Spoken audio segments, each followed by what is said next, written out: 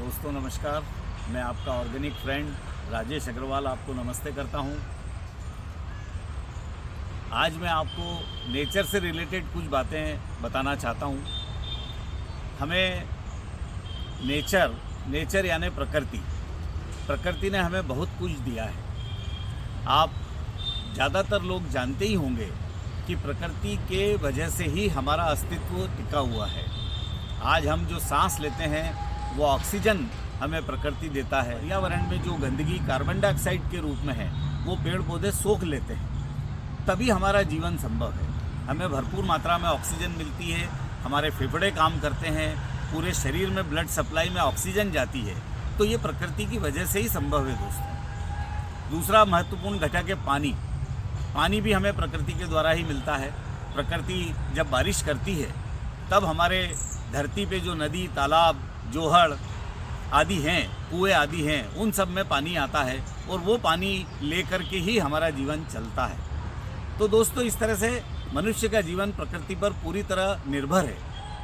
लेकिन मनुष्य इस प्रकृति को बदले में क्या दे रहा है, ये बड़ा सोचने का विषय है। प्रकृति तो मनुष्य को दे रही है, लेकिन मनुष्य जो है उसी प्रकृति को नष्ट करने की तरफ जाता जा रहा है।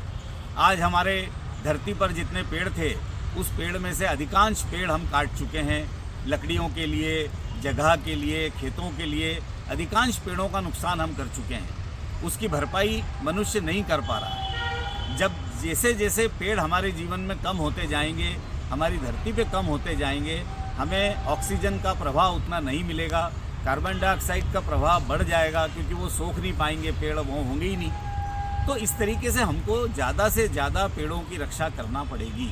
आने वाली पीढ़ी के लिए, हमारे लिए हमें ज़्यादा से ज़्यादा पेड़ लगाना और उनको रक्षा करके पेड़ों को बड़ा करना, ये हम सबका दायित्व बन गया है। दोस्तों, प्रकृति की रक्षा करना अब बहुत ज़रूरी हो गया है। हमने अपना पर्यावरण बिगाड़ लिया है, हमारे पेड़ हमने काट लिए हैं, नदियाँ हमने दूषित कर ली है।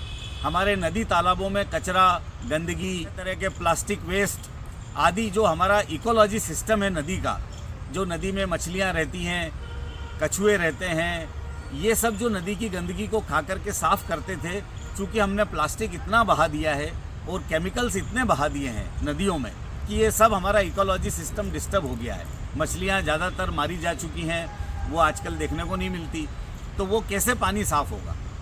तो इस तरह से कई नुकसान हम प्रकृति को देते जा रहे हैं। हमें समझने की आवश्यकता है, देखने की आवश्यकता है, हमारी प्रकृति के पास जाकर उसे महसूस करने की आवश्यकता है। तब जाकर के हम इनको बचा पाएंगे और वापस से हम धरती को हरा भरा करके अपने पर्यावरण को बचाने में सफल हो पाएंगे। Live organic, grow organic.